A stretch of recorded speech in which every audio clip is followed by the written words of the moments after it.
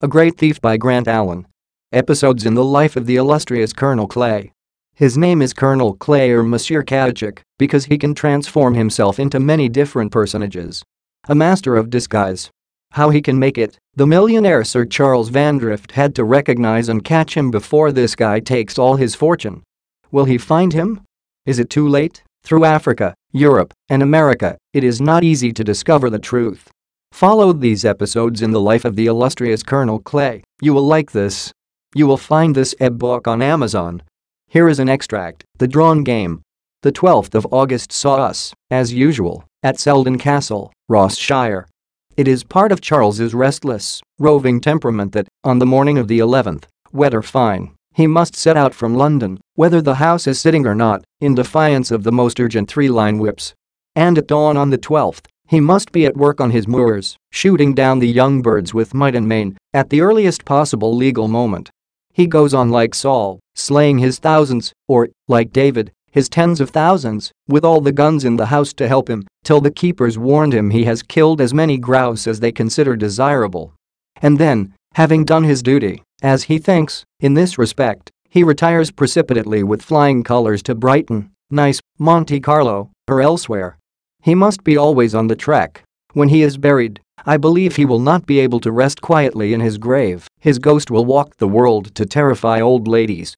At Seldon, at least, he said to me, with a sigh, as he stepped into his Pullman, I shall be safe from that impostor. And indeed, as soon as he had begun to tire a little of counting up his hundreds of brace per diem, he found a trifling piece of financial work cut ready to his hand, which amply distracted his mind for the moment from Colonel Clay, his accomplices, and his villainies. Sir Charles, I ought to say, had secured during that summer a very advantageous option in a part of Africa on the Transvaal frontier, rumored to be auriferous. Now, whether it was auriferous or not before, the mere fact that Charles had secured some claim on it naturally made it so. For no man had ever the genuine Midas touch to a greater degree than Charles VanDrift. However, our prospectors had been canny, they said. Though young Mr. Granton was prospecting at the same time, in the self-same ridge, not very far from them, his miners had failed to discover the auriferous quartz, so our men had held their tongues about it, wisely leaving it for Charles to govern himself accordingly. Can you dispute the boundary? I asked. Impossible, Charles answered. You see, the limit is a meridian of longitude. There's no getting over that. Can't pretend to deny it. No buying over the sun.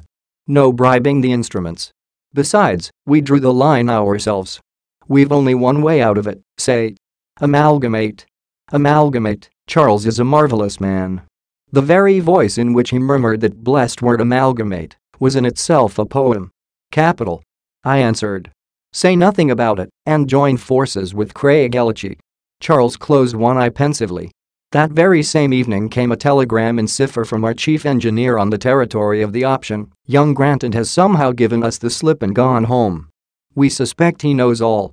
But we have not divulged the secret to anybody.